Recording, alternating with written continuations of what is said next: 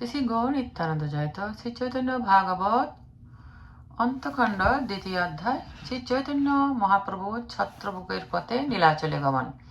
এই অধ্যায়ে বর্ণনা করা হয়েছে যে শ্রী চৈতন্য মহাপ্রভু শ্রী নিত্যানন্দ প্রভু গদাধর মুকুন্দ ব্রহ্মানন্দ জগদানন্দ পণ্ডিত এবং গোবিন্দ সহ নীলাচলের উদ্দেশ্যে শান্তিপুর থেকে যাত্রা আরম্ভ করেছেন।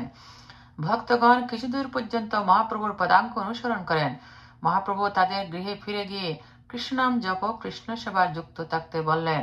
নির্দেশপ্রাপ্ত হয়ে ভক্তগণ গৃহে ফিরে গেলেন। আরো কিছু দূর পথ চলার পর মহাপ্রভু তার ভক্তদের জিজ্ঞাসা করেন, কার নিকটে কি সম্বল আছে? ভক্তগণ জানালো যে মহাপ্রভু ছাড়া তাদের আর কোনো সম্বল নেই। তিনি এই উত্তর শ্রবণ করে অত্যন্ত সন্তুষ্ট হন এবং ভক্তদের ভগবানের উপর নির্ভরশীল হওয়ার উপদেশ প্রদান করলেন। তারপর আটিসারা গ্রামে অনন্ত পণ্ডিতের গৃহে পৌঁছালেন।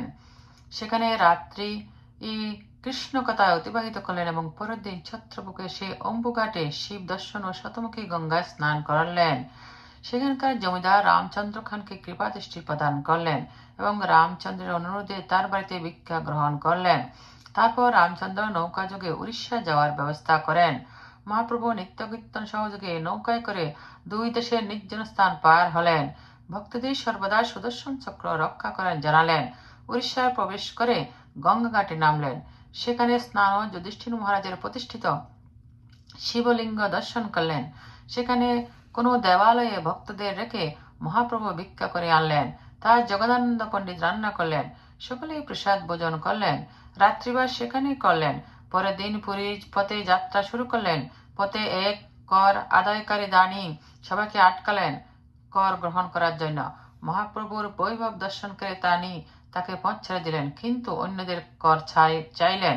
কিছুক্ষণ জিজ্ঞাসাবাদ করার পর মহাপ্রভুর ইচ্ছায় দানির হৃদয় পরিবর্তন হলো। তিনি সবাইকে ছেড়ে দিলেন এবং নিজে মহাপ্রভুর শরণাগত হলেন। মহাপ্রভু দানিকে কৃপা করে সকল ভক্ত সহ সুবর্ণ রেখায় এসে স্নান করলেন। তারপর মহাপ্রভু পথ চলতে চলতে এগিয়ে যান, কিন্তু জগদানন্দ ও নিত্যানন্দ প্রভু অনেককে পিছনে পড়েন। জগদানন্দ মহাপ্রভুর সন্ন্যাস দণ্ড বহন করেছিলেন।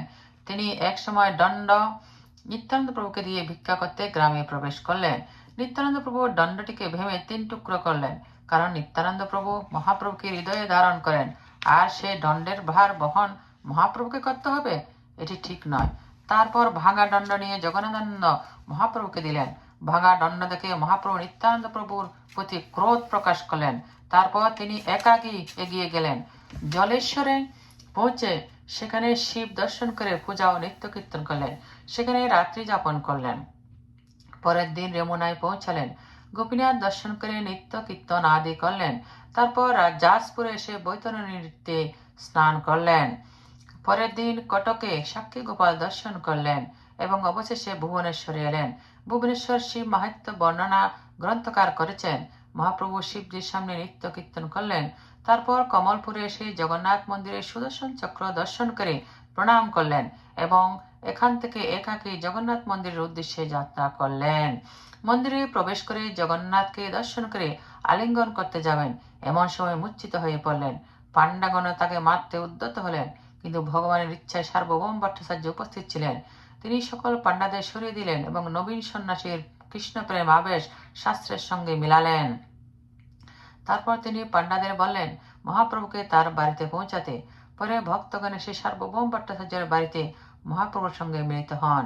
বাহ্যদশায় ফিরে এসে মহাপ্রভু বললেন আজ থেকে তিনি গরুস্তম্ভের পিছন থেকে জগন্নাথ দর্শন করবেন। তারপর স্নান করে ভক্তগণ সহ প্রসাদ সেবন করলেন।